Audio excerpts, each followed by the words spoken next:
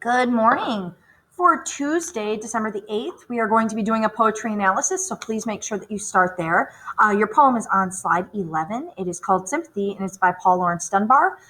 Really, really awesome poem, really amazing poet. After you've done that, guys, we're going to go over kind of a brief what happens in chapters 36 through 39, and then we'll read chapter 40. So for today, poetry analysis followed by this overview. Now, we already know that Tom's plan for getting Jim out of the shed and off into freedom is pretty wild. He's got these ideas that are pretty exuberant, and they're all brought on by his reading of fictional novels. And we've always thought of him as perhaps a little extra adventurous, perhaps a little dangerous, but it's all in this eye of being stylish and putting flair into things. Well, in chapters 36 to 39, Tom does not disappoint. Jim says, "Sure, you can plan my escape in any way that you'd prefer, but let's just get me out of here." He agrees to allow Tom and Huck to create this plan where they bring in a shirt for Jim to use as a journal, though Jim can't really write. Bring in a rope ladder that Jim won't even use. And they plan to bake it all into what they'll call a witch pie because Nat, Jim's caretaker, another slave, believes in witchcraft, and he thinks that there's some sort of haunting happening. So this witch pie will help ward it off. So they're allowed to bake one for Jim. Well, Silas and Sally, Tom's aunt and uncle, have been very, very kind. Apparently, they've come in and they've been praying with Jim daily, which Jim really appreciates. And that's kind of like I guess, a point for us to kind of look at Sally and Silas and ask ourselves whether or not they see Jim as human, regardless of his race. Though they do have slaves on their property, so it gets us thinking about that. Now, Tom and Huck are also spending time making pens, making a coat of arms for Jim, helping him make a, sad statement of his capture and how all of it's absolute nonsense. In the meantime, all of these things that are getting taken away from Aunt Sally and Uncle Silas has kind of started to drive the family crazy. But everybody is blamed for the missing items like candles and things, except for Huck and Tom. Well, to make things even more ridiculous and to make this escape even more grand, Tom gets Jim to agree, though Jim really doesn't like it, to allow there to be rats and rattlesnakes in the shed to make the escape more exciting. Oh gosh. Well, in the meantime, Uncle Silas, having not heard from anyone in New Orleans to collect Jim, that's because Jim's not from there, of course. He decides he's going to advertise in both New Orleans and St. Louis in the newspaper about the runaway slave having been captured. Well, that would, of course, tip Miss Watson. So Tom and Huck hash out this plan to write anonymous letters to Uncle Silas from like a gang of gangsters that says that they're going to be coming in to collect Jim. Well, of course, this frightens everybody, but it slows things down so that Tom and Huck have enough time to hash out another plan and perhaps get Jim out of there sooner or before Uncle Silas runs the advertisements. So when we get into chapter 40, that's exactly where we've come in. Uncle Silas has gotten these letters. Everybody's a little freaked out, but Huck and Tom are well on their way to getting Jim out of the shed. So here we go. Chapter 40 begins with Huck just down by the river fishing. Well, we was feeling pretty good after breakfast and took my canoe and went over to the river fishing with a lunch and had a good time and took a look at the raft and found her all right. And I got home late to supper and found them all in such a sweat and worry that they didn't know which end they was standing on and made us go right off the bed the minute we was done with supper and wouldn't tell us what the trouble was and never let on a word about the new letter.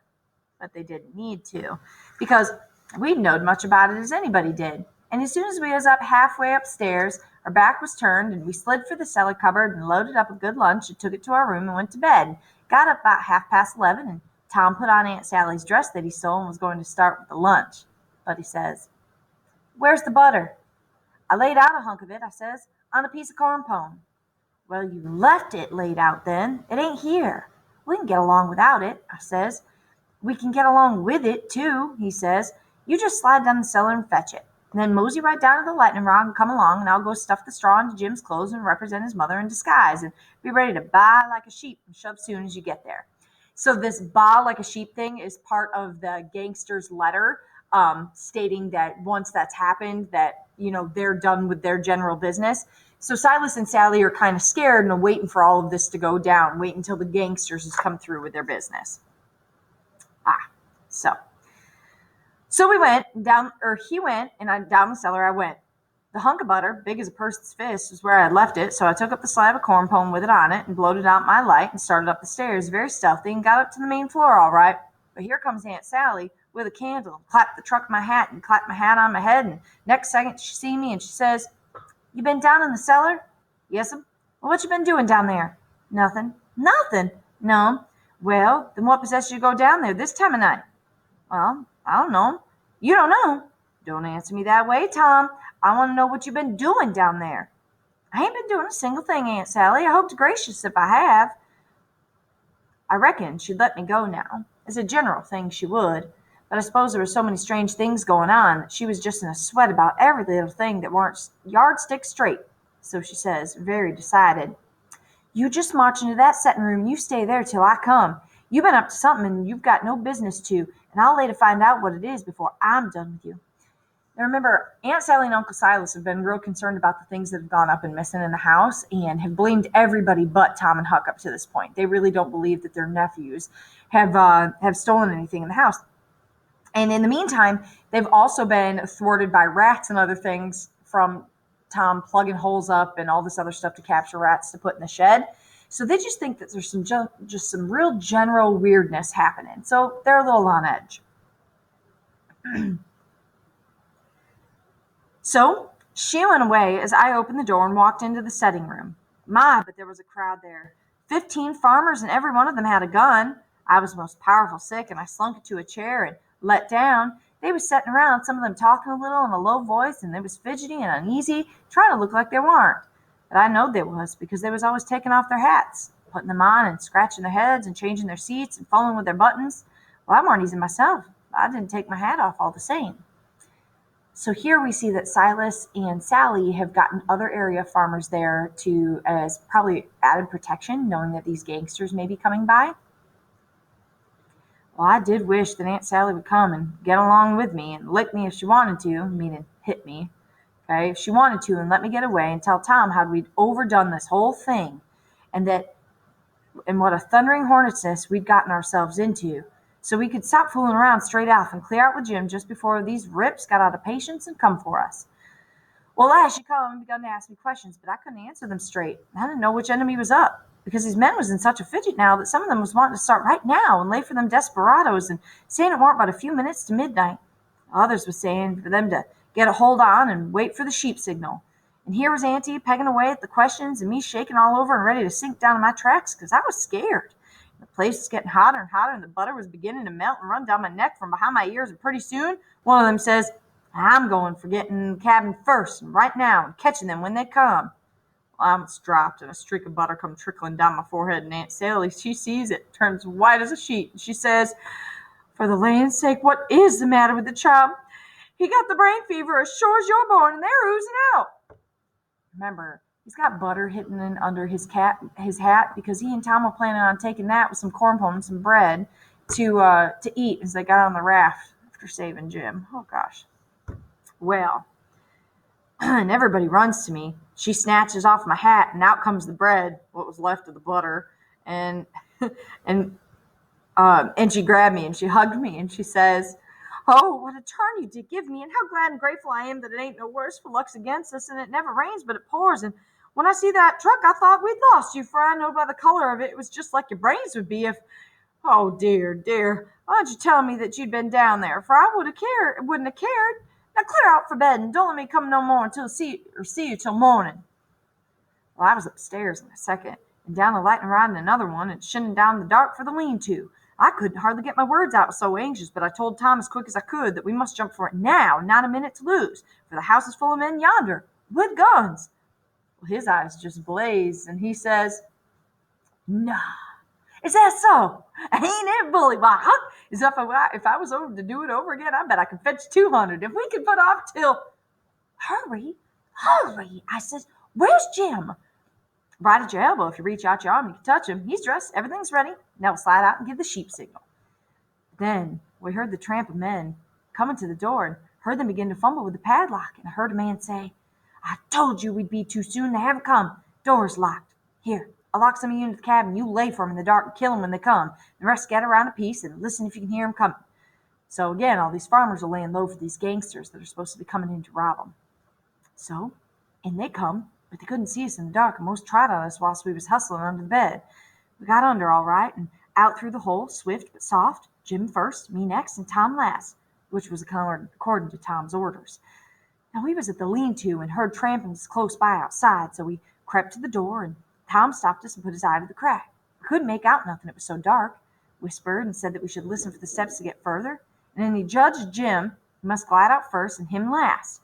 So he set his ear to the crack and listened and listened and listened, and the steps was scraping around out there all the time, and at last he nudged us. We slid out, we stooped down, not breathing and not making the least noise, and slipped stealthily toward the fence, an engine file, and got to it, all right, and me and Jim over it.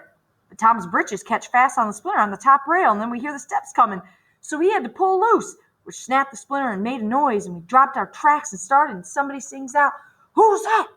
Answer, or I'll shoot. But we didn't answer. We just unfurled our heels and shoved. Then there was a rush and a bang, bang, bang, and bullets fairly whizzed around us, and we heard them sing out, Here they are! They broke for the river! After 'em, boys, and turn loose the dogs! Yikes. So here they come, full tilt.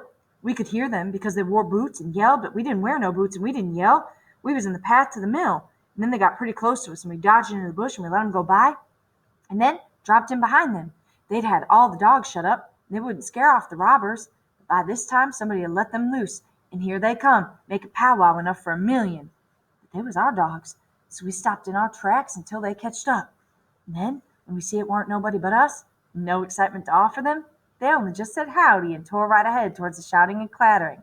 So they were able to stop and pet the dogs and make them not hunt their scent, if you will.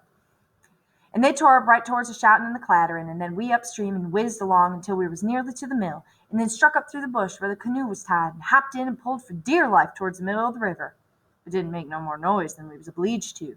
Well, then we struck out, easy and comfortable, for the island where my raft was, and we could hear them yelling and barking at each other all down the bank till we was far enough away the sounds got dim and died out.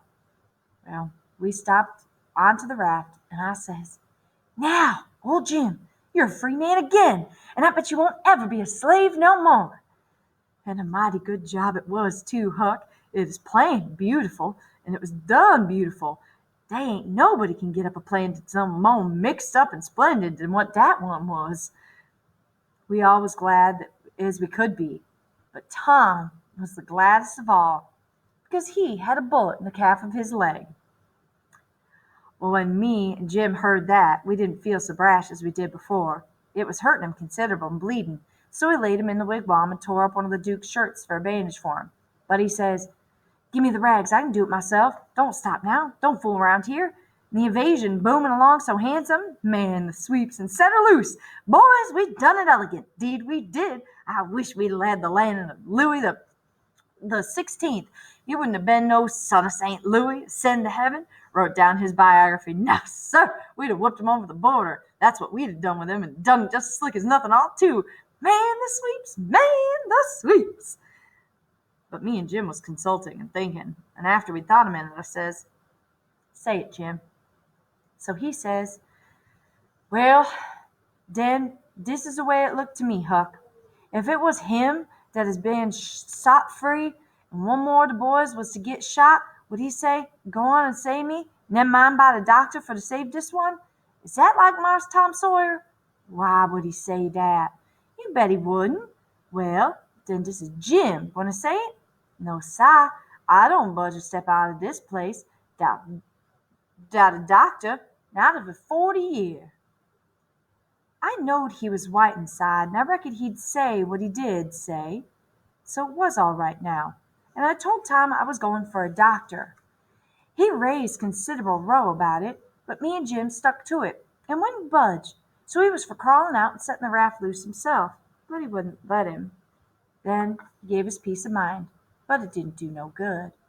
So when he see me getting the canoe ready, he says, "Well, then, if you're bound to go, I'll tell you the way to do when you get to the village. Shut the door and blindfold the doctor tight and fast, and make him swear to be silent as the grave, to put a purse full of gold in his hand, and then take a lead and take him down the back alleys everywhere in the dark, and then fetch him here in the canoe, in a roundabout way amongst the islands, and search him and take his chalk away from him. And don't give it back to him until you got back to the village, or else he'll chalk this raft so he can find it again. It's the way they all do." So I said I would, and left, and Jim was able to hide in the woods when he see the doctor coming, till he was gone again.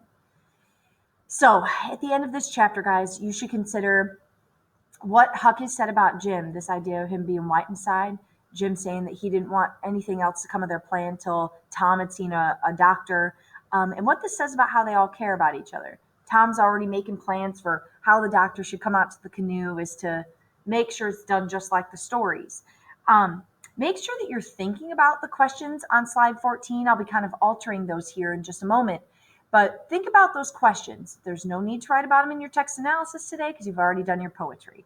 Tomorrow, we're going to go ahead and be pretty much close to finishing out this book. We've got chapter 41 tomorrow and then the last two chapters on Thursday. All right, see you soon.